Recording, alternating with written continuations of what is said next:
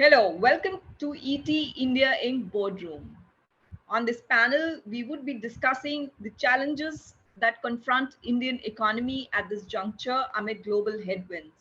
And we have with us Dr. Surjit Bhalla, who is the executive director at the IMF for India, Bangladesh, Bhutan, and Sri Lanka. Thank you, Dr. Bhalla, for joining us for this chat. I want to start with, the geopolitical situation globally has, has increased challenges that are before, economies like India. Mhm. In terms of inflation and in terms of other issues that are likely to confront the economy, how do you see the economy going forward, and what are the policy interventions do you think uh, that could be required going forward? Um, Look, the world has been, to put it mildly, in a mess for the last, starting with the COVID, January or February 2020. And no sooner were we getting out of it that the conflict in Ukraine started. And actually, these two events, and this is now 2.5 years and counting, these two events do provide a perspective on the two issues that you've asked about, inflation, and then I will talk about growth. Now, you know, and inflation around the world is at 45-year-old highs, starting from the 1980s, right after the second oil price shock. And then inflation came down, interest rates went through the roof. I think the US bond yields at that time reached 14%. To put it in perspective, um, bond yields today, US bond yields are today are somewhere close to 3.5%. So that provides you with a perspective on how much the world has changed in the 45 years, and dominantly it changed with regard to inflation. Worldwide, including India, inflation rates came down, and such that in 2019, before the pandemic, the median inflation rate in the advanced economies and the developed economies, the difference was at its lowest ever, about 1 percentage point. You now have, as I mentioned, that inflation has gone through the roof practically everywhere, relatively a lower roof than historically, but nevertheless a sharp increase over what we've experienced for the last 25 years. What caused this is a very important question. And the correct answer is dependent on our analysis of what happened. Never before in world history, and I'm talking since 1945, when monetary policy, fiscal policy, and globalization started to happen. Actually, globalization really started to happen around 1980. But nevertheless, since 1945, so that's close to 80 years,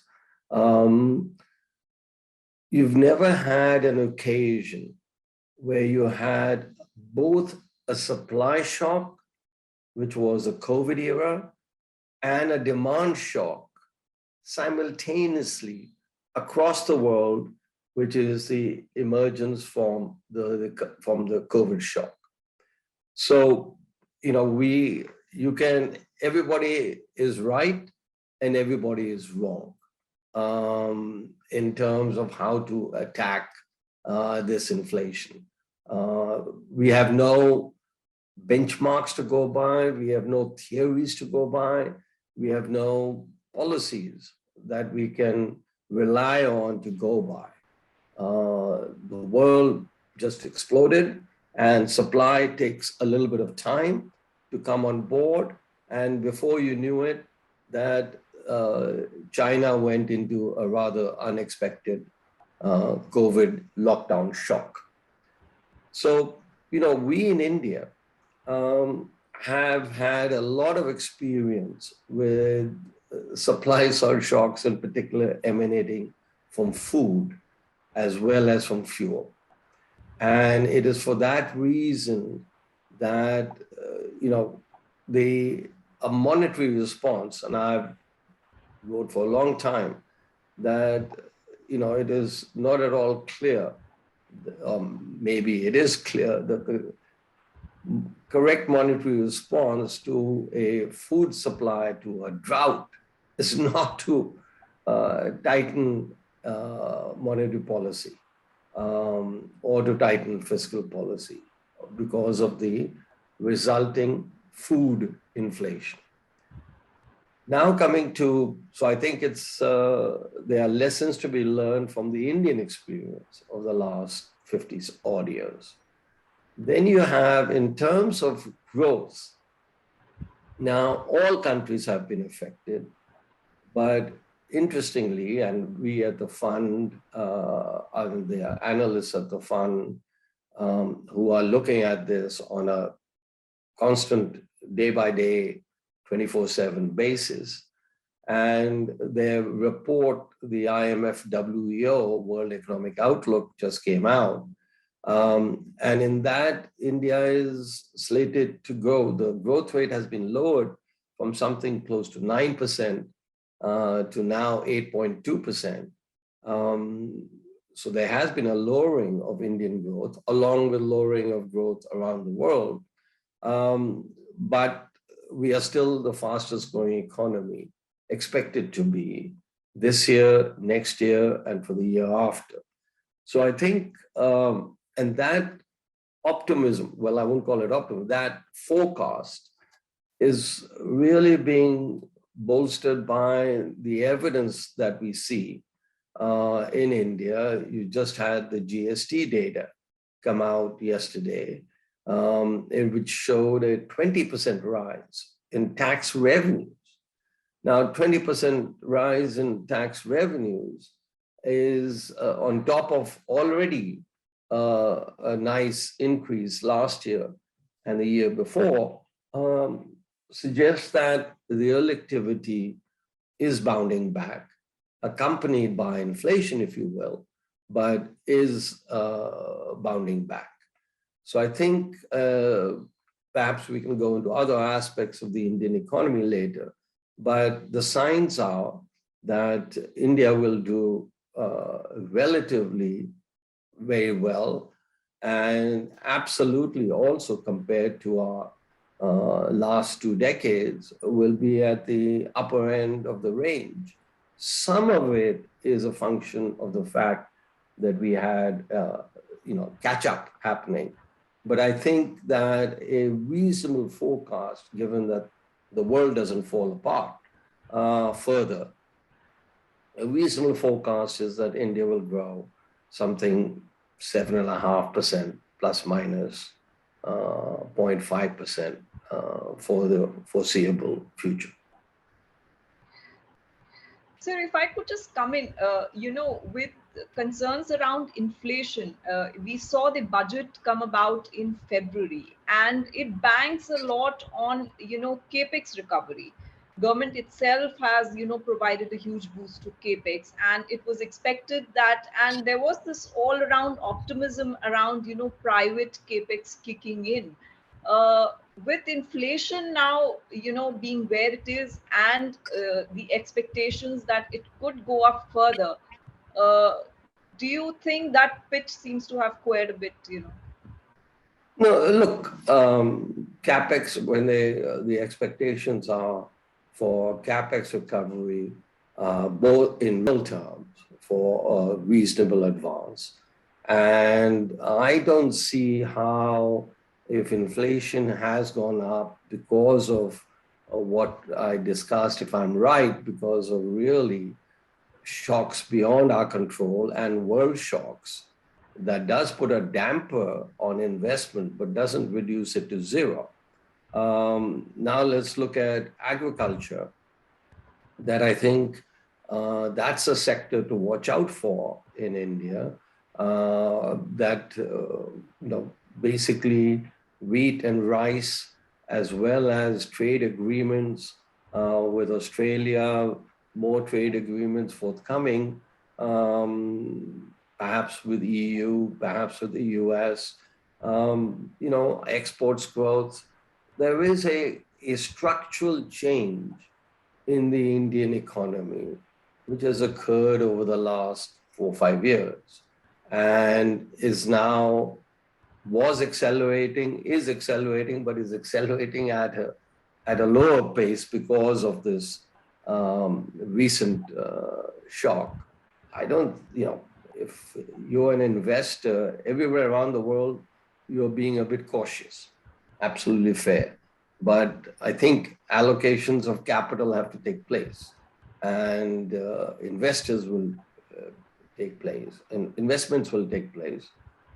And I would be very surprised if India is not the most favored destination. So this is both from investors in India as well as from investors abroad. We've seen, I just discussed the tax figures on GST.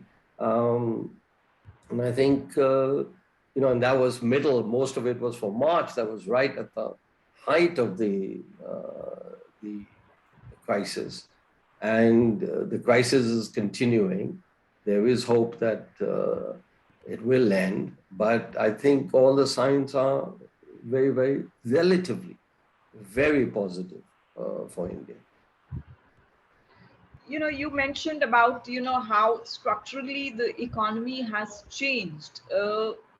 In the past, in 2013, when the US Fed went in for tightening, Indian economy, Indian market faced a precarious situation. Do you see, with all the structural changes that have come about in the economy, how well placed are we to sort of withstand such a shock going forward, which, of course, is impending now? We are all studying this. And one very positive sign for India in this current situation is the currency market, where, European currencies, Japanese yen, even the Chinese yuan, Indonesia, Brazil, etc., their currencies have depreciated a lot more than the Indian currency, given the size of the shock. So I think, there is, and that is reflecting the changed Indian situation, and that it's likely that the taper tantrum of 2013, when inflation rates entering into the taper tantrum, India's inflation rate was in double digits for several years running, and the exchange rate hadn't adjusted. That was a real, genuine crisis of confidence, of crisis of monetary and fiscal policy, crisis of growth. And this situation is very, very different now. We have more than $600 billion of reserves. We are losing reserves at a lower rate than most countries are. So, no, I think it is time we acknowledged that structurally India is very different than a decade ago. And this structural change is because of economic policies, not international events. International events, as we've just discussed, have been quite negative over the last 3 years. And look at export growth, we've done fantastically well. Look at tax revenue, personal, corporate, GST, we've done fantastically well, better than we've ever done. So I think, comparison with 2013, because inflation at that time had been going at 10% plus for several years versus now when inflation has been dormant and has gone up now because of supply constraints. I don't think it's a valid comparison or relevant benchmark to look at all. This is a changed India, and it is a change because of the large magnitude of economic reforms that have taken place over the last 7 years. You have, whether it is the GST, whether it is your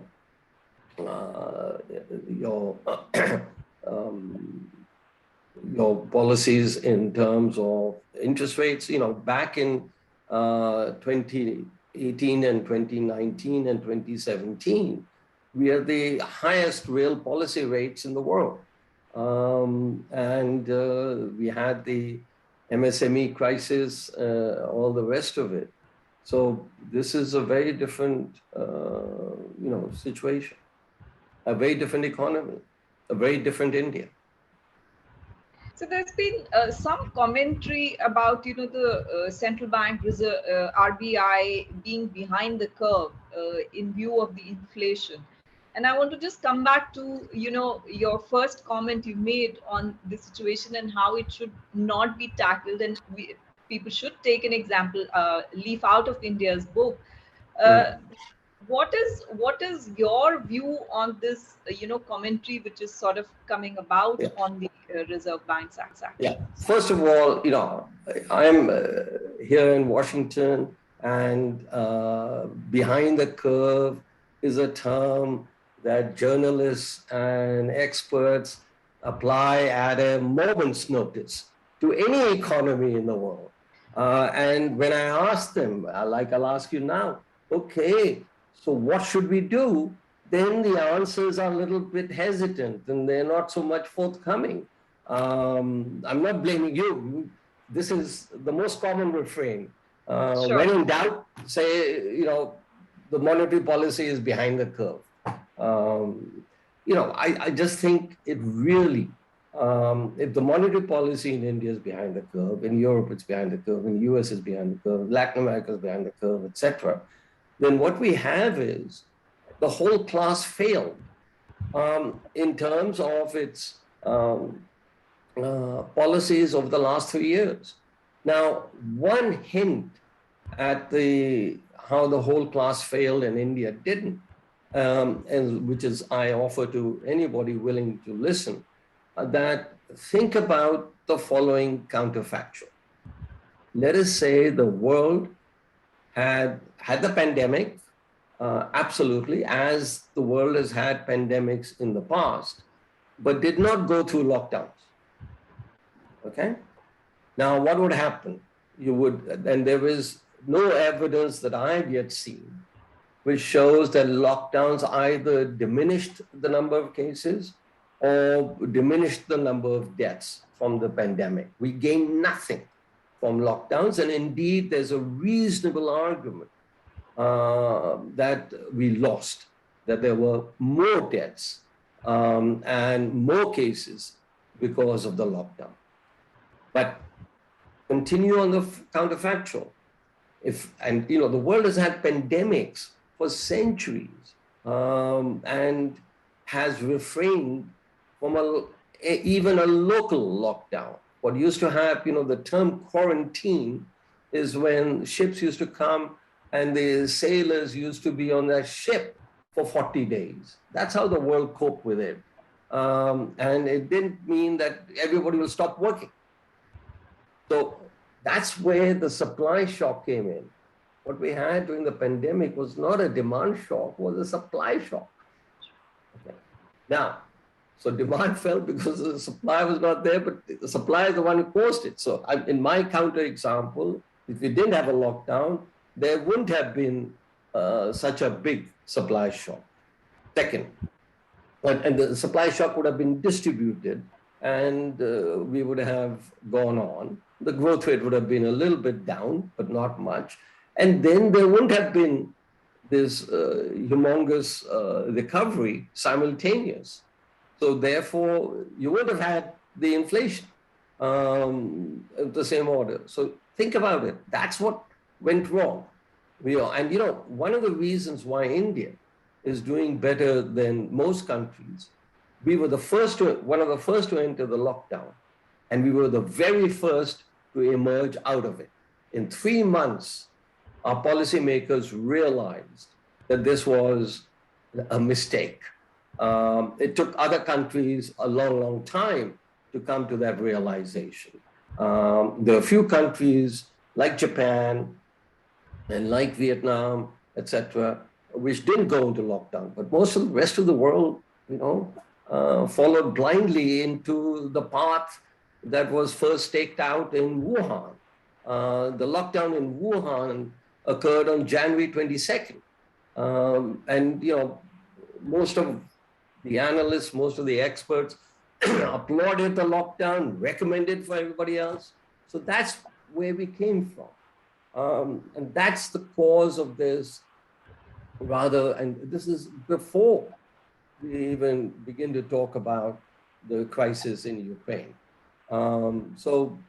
This is let's recognize for what it is. I don't know I certainly don't think the RBI under the able guidance of our governor, Shaktikant Das, has been behind the curve at all. Matter of fact, it's been very intelligent monetary policy. And I have, criticized him in the past. I've criticized practically all. But I think we need to now recognize that what is happening in monetary policy in India and fiscal policy is very different than what we have experienced. Look, fiscal expansion was one of the least. And I remember the same people who say we are behind the curve were then saying, oh, you should be spending a lot more. How are you going to take care of the poor? And so on and so forth, and all the migrants. And we didn't quite acknowledge that the government had a different plan in place, which was to provide food for all and provide free food for the bottom 2/3 of the population. So, India staked out a different path than many other countries. So let's not judge or comment on India that it acted the same and what other countries should be doing. We are not, so in a single word, we are not behind the curve. Since you mentioned the food program, and I want to ask you about the, your paper with Dr. Virmani and Karan Bhasin. Are food subsidies or direct food providing directly food, is this the most effective way of ensuring at least a minimal consumption to the poor? And is this the most effective way? Or are food coupons or direct transfers much more, would they be more effective? Look, this is something I've written about, studied, commented upon, must be close to 40 years. And I've been a big critic of Narega and a big critic of the PDS. Let me remind you that it was in 1985 that you even criticize right to food, if I remember right. The right to food, the national food security. Yeah, I'm coming to that. Absolutely. I said I was a big critic of all of this. So, so why has my position changed? And in which manner it has changed, and where should we go?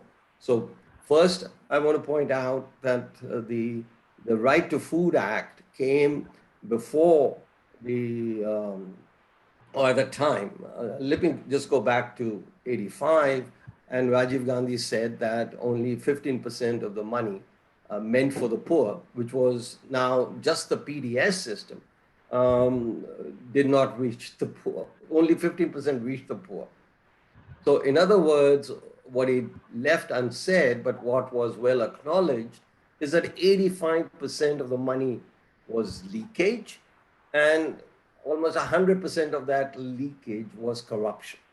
Okay. And, you had the TV channels had all kinds of shows as late as 2009, 10 about these trucks leaving the godowns to go to liquor stores and what have you. Okay.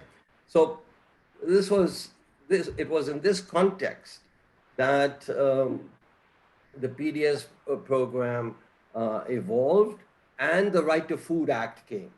So, and at that time I said, we need to plug the leakages, acknowledge, and that there was a better system, which was transfers to the farmers and cash transfers to the individuals.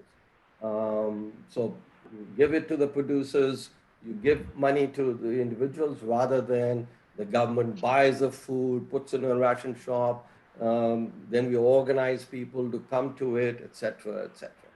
Very, very inefficient program. So what happened now? Two things happened, or perhaps three. First, you had a government in place starting right at the start of the Right to Food Act, implementation of the Right to Food Act. The Right to Food Act was passed in 2013. The Modi government came to power in 2014 May. And from the beginning, and remember its origins, was anti-corruption. And that was what its mantra was, and it has lived up to that we will decrease corruption through public policies. And I was involved in meetings where, government meetings with other experts, where we all said broadly the same thing, acknowledged that the food system, the PDS system was not working, was corrupt, was inefficient. Okay. So the government started implementing in 2014, the Right to Food Act. And its concentration was on greater delivery of this.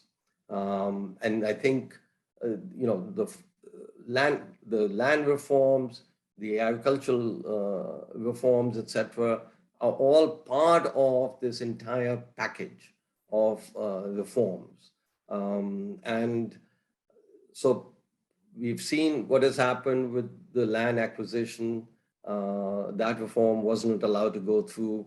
The reform that everybody in India had supported, including the Congress party, including in Punjab. The report was written for the Punjab government, which advocated exactly the same set of the agricultural reforms as were implemented or in ordinance by the government, then became a law, and the rest is history as to. So if you should have shows on why were people opposed to the agricultural policy. Okay, so what we have then is the pandemic came. And by that time, the government had already it was stopped in other areas, but it continued to make the PDS system very effective, making the best of what you've got. And the various, then when the pandemic came, they gave them an extra 5 kilograms of wheat or rice free to every person. And we saw when there were TV interviews during the UP election as to how universally people had acknowledged that this system had really worked. So we have now an efficient PDS system, and it worked extremely well. Now your larger question, where do we go from here? And I think that question has to be answered in the context of what we do with farm policy, what we do with MSP, etc. And all of us, the critics as well as those in the government, those who are opposed to MSP being removed and those who believe the MSP should still be in place. I think those who believe the MSP in place is a smaller, much more vocal and much more politically active constituency. But that's politics for you. So it doesn't mean, so I think, yes, we should look at more efficient ways of delivering incomes to the poor. Absolutely. You will not find me arguing when a policy is both equitable and efficient. But we are not there yet, but we must give full credit to the government and the bureaucracy, which I have also maligned many times in the past for its inefficiency, for really rising to the occasion and being an example to the world as to how the pandemic should have been handled and how it was handled. I hope I've answered all your... Yeah, so just in terms of policy interventions, what more needs to be done to reduce poverty? And is growth the only option, or redistribution is needed through bigger social benefits? And also, in terms of when we talk about larger social benefits, does India have the fiscal capacity to undertake such larger programs? Look, first of all, it is the duty, dharma, of every government to redistribute towards the lower sections of the population that all governments have to do for political reasons, ethical reasons, moral reasons, religious reasons, whatever reasons, all roads point to that you must do that. Now, what are the ways in which you can help the bottom 50% of the population, give or take? Look what this government did, which was never been done before. And you should be asking the question as to why didn't governments prior to Modi do this? Sanitation, okay? The sanitation came in 2014, started in 2014-15. And that's, it doesn't affect people like you and me, but it affects the poor, the bottom half, the bottom 60, and women predominantly. And where were you all before until 2014-15? So that was a huge program. Money wouldn't solve it. You had to go ahead and build sanitation, which is a public good. And finally, that was delivered. After that, another really important, chulas, another policy that really helps the poor, and especially the women. It helps their health, helps everything. So that's another policy that then you had now piped water being supplied. Electricity, there's no place without electricity now. And the power cuts are less frequent. You possibly have more power cuts in Washington. But, so those are the avenues by which you help the bottom 50%. And this government has been very specific and very disciplined in providing these benefits, which should have been the most obvious benefits, but what weren't in the last 65 years of our independence.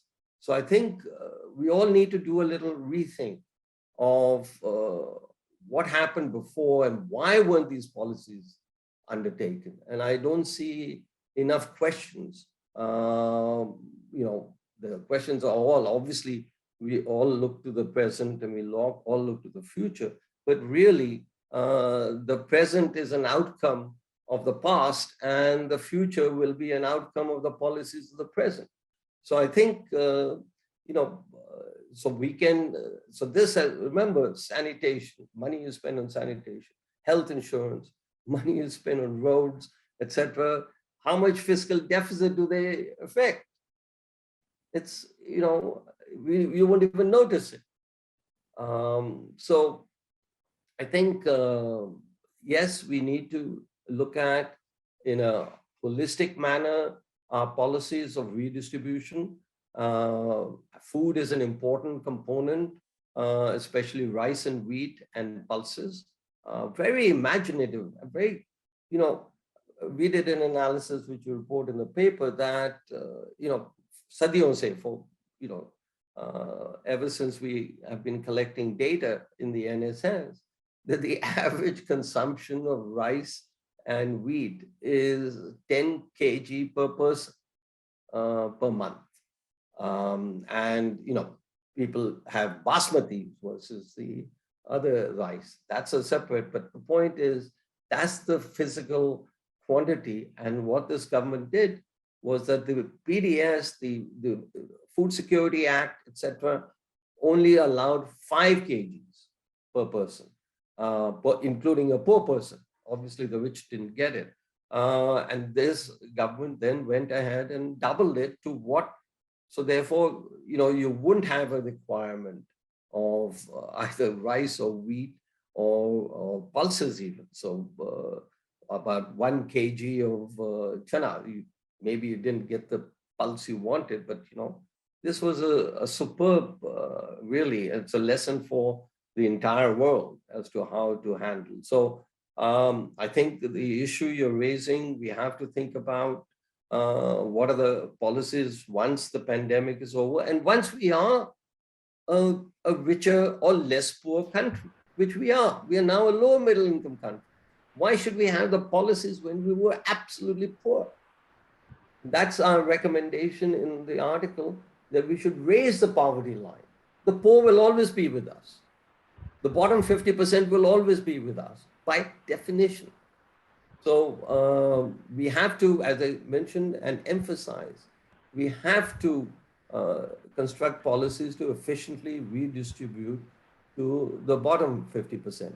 What those policies are subject to change with development.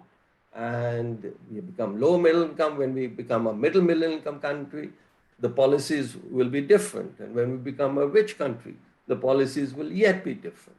But this situation of helping, of financing and redistributing will be there forever, and should be there forever, and will be there forever.